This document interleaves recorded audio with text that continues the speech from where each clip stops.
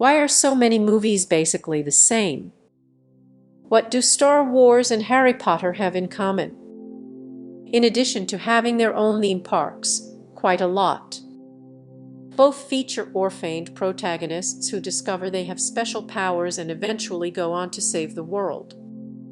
In fact, both stories follow a common template that can be found repeatedly in fiction, known as the hero's journey or the monomyth. In a previous post, I wrote about how true originality in creative work is rare. But what draws us to the same basic stories over and over again? Two recent journal articles offer a possible answer. There are only about 6 basic stories. The first, published in 2016 by a group of researchers led by Andrew Regan at the University of Vermont, analyzed about 1,700 books downloaded from Project Gutenberg. The researchers used a method called sentiment analysis that assigns an estimate of the emotion expressed in a section of text. For example, the sentence "I'm super excited about my birthday tomorrow" would be classified as highly positive. They constructed sentiment profiles of each book from start to finish to get a rough sense of their emotional arcs. Do they start happy and end sad, start sad and end happy, or something else? Then they used some statistical methods to see how many different profiles could be found in the set of books. Most books fell into 6 basic categories, which they called rags to riches start sad, end happy. Tragedy start happy, end sad. Man in a hole start happy, get sad, end happy. Icarus start sad, get happy, end sad. Cinderella start sad, get happy, get sad, end happy. Oedipus start happy, get sad, get happy, end sad. Somewhat surprisingly, even though rags to riches and tragedy stories were most common, man in a hole, Icarus, and Oedipus stories were slightly more popular based on download numbers. This study supports the idea that most stories are, at their core, pretty much the same. But it doesn't explain why that is, or why people prefer certain types of stories. There's no reason why someone couldn't write a riches to riches story in which everyone is happy from beginning to end, but it seems intuitively obvious that that story would be pretty boring.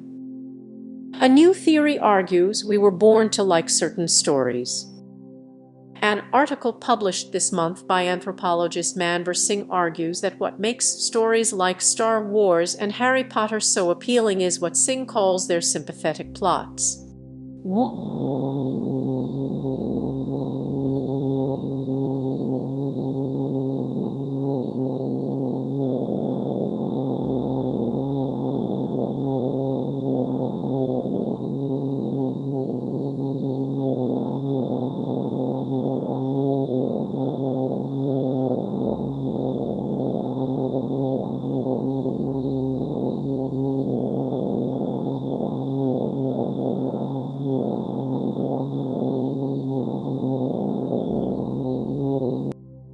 The sympathetic plot, which is shared by countless stories across cultures, has several core features that are not unlike those of the hero's journey.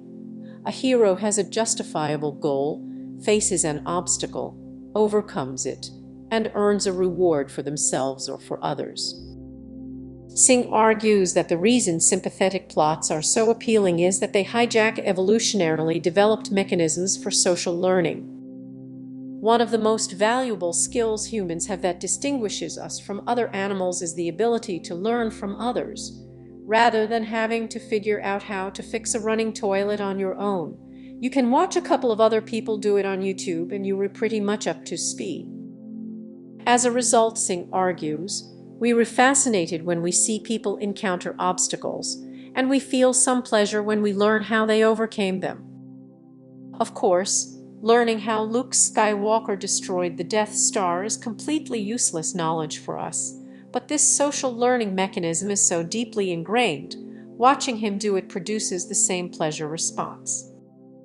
Consider an alternative explanation for why we like fiction. It allows us to put ourselves in the roles of the protagonists to simulate solving similar problems. But again, we'll never need to know how to use the Force or fight goblins. Instead, Singh argues that the pleasure we experience hearing these stories is just a side effect of our interest in learning how people overcome obstacles in general, even fictional ones. We are happy when people we like succeed. Another relevant mechanism is what Singh calls sympathetic joy.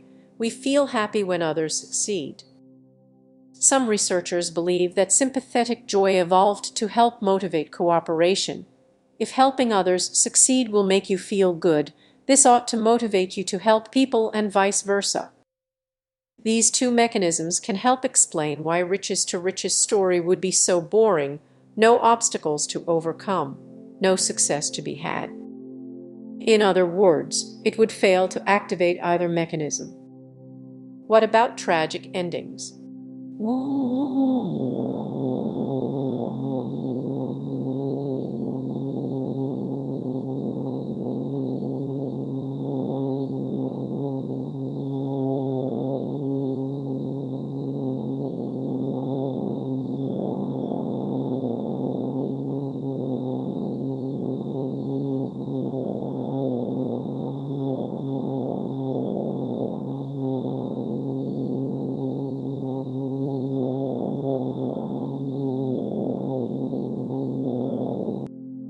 But not all popular stories follow the sympathetic plot template. Recall that some of the most popular story arcs identified in the analysis of Project Gutenberg books ended in tragedy, so-called Icarus and Oedipus stories. Stories like these would, at the very least, seem to fail to activate any sympathetic joy. As Singh points out, these evolutionary mechanisms are not the only factors that affect how enjoyable a story is. People may be drawn to how thought-provoking a story is, whether it was written or filmed in a unique way, or whether the ending, while tragic, provided some sort of closure. That is, the existence of the social learning and sympathetic joy mechanisms can explain why so many stories are so similar, but their existence doesn't mean that every story in history will conform to the sympathetic plot. None of this, of course, means that you can write an award-winning novel by following a simple formula, as if rags to riches or overcoming obstacles are helpful formulas anyway. Instead, these articles suggest that successful writers have converged on a common storytelling structure that they fill with rich and compelling characters, events, and relationships. As I argued in my earlier post, it doesn't really matter when we see something familiar in a new way because it can still be enjoyable. Clearly, this is true. People have been consuming essentially the same stories for hundreds of years.